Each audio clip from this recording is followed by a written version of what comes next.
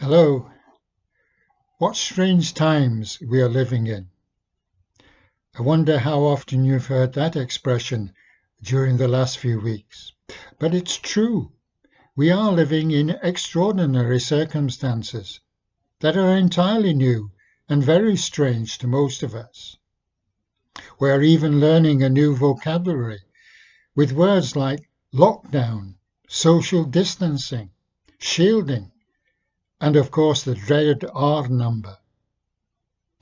But one of the things that's most impressed me is the speed by which the times in which we live can change.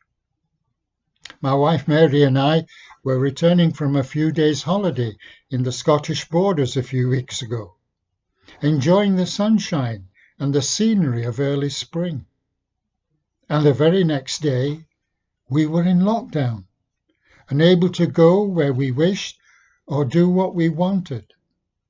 Life became so restricted for so many of us. And time for me has become three distinct periods. The time before lockdown, the time during lockdown, in which we are at the moment, and the time following lockdown, to which we look forward with anticipation. They've become like three time zones in my mind, and each a focus for reflection. Firstly, the time before lockdown, or as we fondly remember it, normal times. And I ask myself, how did I use those times? Was I generous with my time? Or did I tend to use it in a very selfish way? How much did I share my time with others, with family and friends and colleagues and fellow believers, and yes, strangers?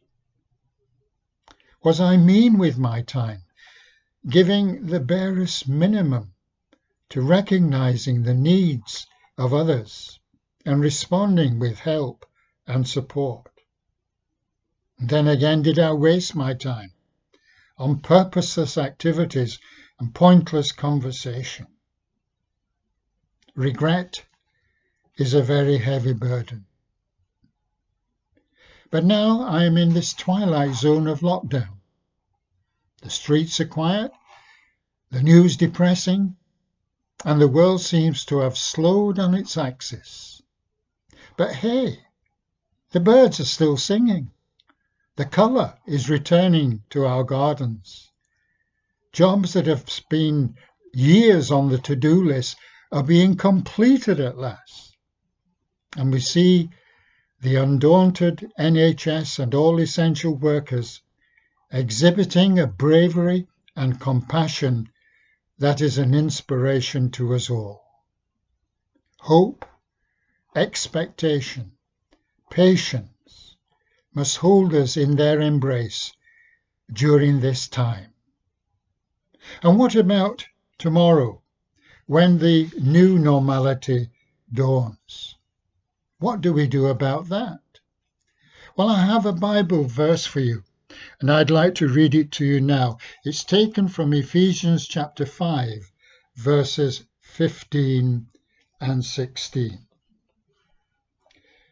Be very careful then how you live, not as unwise, but as wise, making the most of every opportunity, because the days are evil. In older versions of the Bible, we read those words as redeeming the times, taking grasp of the time and making the most of it. For many of us, in the new time, this will be great family reunions, a return to unrestricted activities, a period of rest and recuperation for our health workers, a return to sharing life again with our friends. But let us make the most of the return to normality. Let it be new in the sense that it will be better than before. That the newly found neighborliness and desire to help each other will not only remain, but grow. And may there be a gratitude that never fades and continues to inspire us as time goes by. Let us redeem the time and make the most of it. Stay safe, stay well, and God bless you.